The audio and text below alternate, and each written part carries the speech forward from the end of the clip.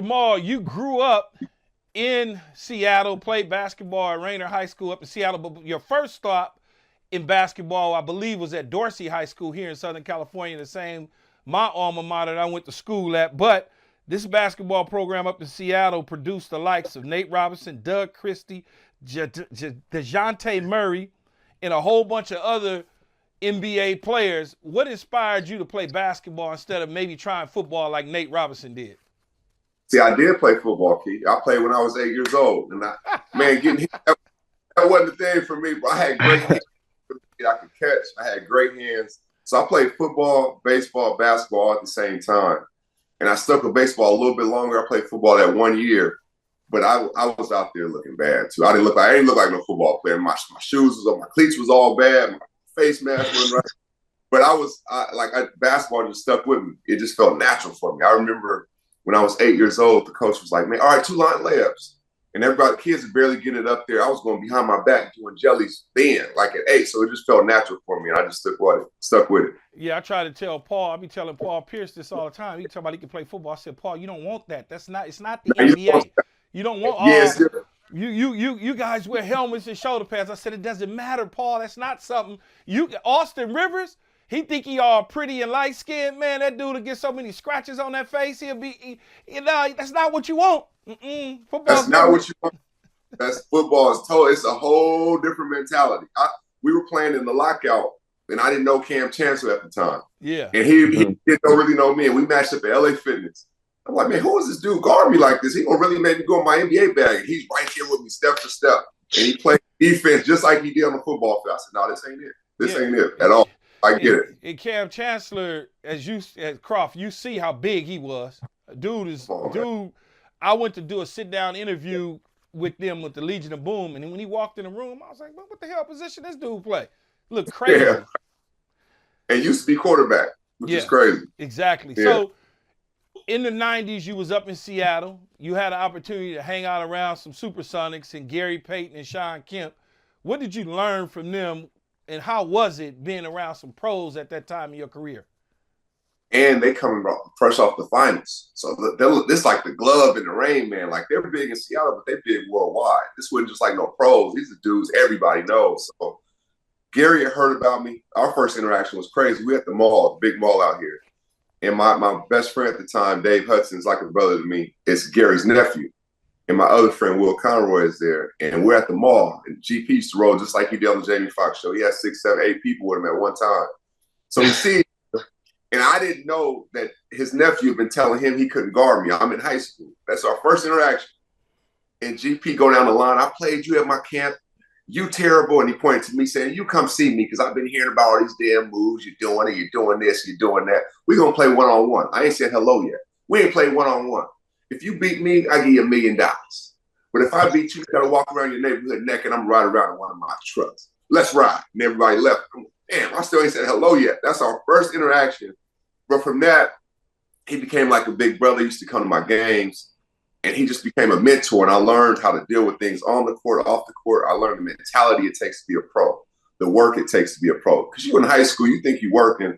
It's just a different level of pro work and how pros look and how they carry themselves. So him, Sean, Doug Christie, I couldn't have been where I was. I couldn't have made it. I couldn't have the belief to make it without those guys being in my corner. But did you get the $1 million, or did you walk around naked? That's what I want to know. We didn't play one-on-one, but the closest we came to it was when I went through the draft process 2 years later. He let me come stay with him, and he worked me out, put me through drills, and that was it. That was the only time we were on the court together in that way. So, in other words, he was pump faking. No, he wasn't. He was strong. He was flexing. Yeah, he wasn't, because he wasn't going to part with that $1 million. If you would have beat him, no. And I wasn't going to.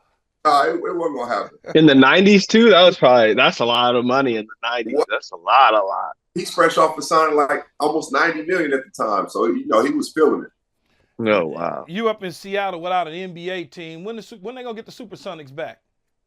I think, honestly, Key, and I've been saying this since they left. I'm like, in 5 years. I really believe this is the time, though. I think there's been talk about Vegas. And think about this.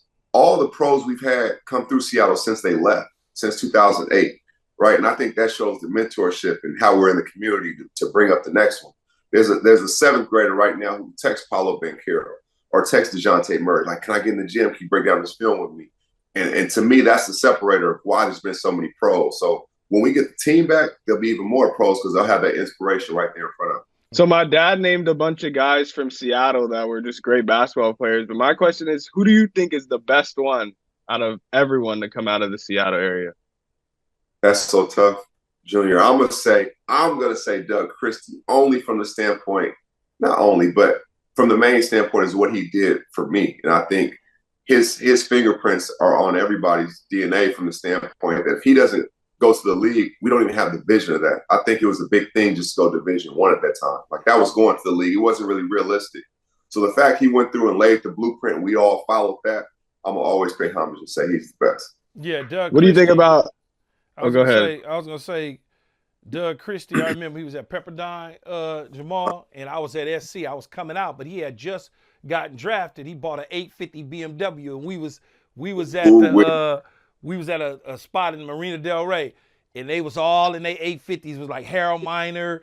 It was Doug Christie. They was all rolling. And I was a junior. I was like, I can't wait. Watching this. I can't wait. This. You already know what time it is. I was going to ask how you felt about Brandon Roy. I was just with him 2 days ago.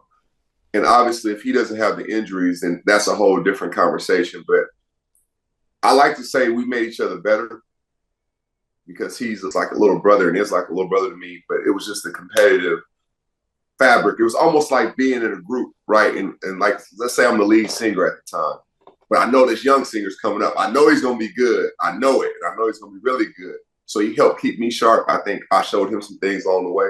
We used to have battles, bro, at like 12 at night because we had keys to the gym at the time. Mm-hmm. We're playing 1-2. We were always on opposite teams. And just seeing how good he was and seeing how he had no weaknesses and no flaws in his game. He was just so polished for such a young player. The sky was the limit for him. I think it was like Rookie of the Year, All-Star, All-Star, All-Star. Then he got hurt. So there's no telling what he could have been. One of the best ever. B. Roy is one of the coldest for sure. Ben Carroll, does he fall in that line? Will he, if he on his trajectory, will he? I mean, I know Doug Christie laid the foundation down, right? But Paolo, will he fall if he finishes the deal? Because it seemed like he's on the right trajectory. Let me tell you a story about him, Key. So I used to go pick up Paolo every day after school when he was 14, 15 years old. I think about 14. And just work out and work out and work out. And you had to kick him out the gym. And the thing that's different about him is the foundation he has from his parents. Yeah. You know, his mom was really good. So he used to practice with the ladies all the time. So the fundamentals was always there. Then he expanded off of that. Then he grows to 6'10". And he played football too, so he has that toughness, right? Mm-hmm. And when you give him the information, he actually goes and applies it. So the sky is like the limit for him. And he's always working, always questioning, and he's always humble. Like, he's always trying to get better. So yes, to answer your question, if he has a full go at it, he should be the best to ever come through here. Yeah, he's like that for sure. Yeah. Absolutely. We absolutely hope you enjoyed this video. If you want more from us, hit that subscribe button for all videos, full episodes, and exclusive content from the show. And don't forget to find All Facts, No Breaks on Apple, Spotify, or wherever you get your podcasts.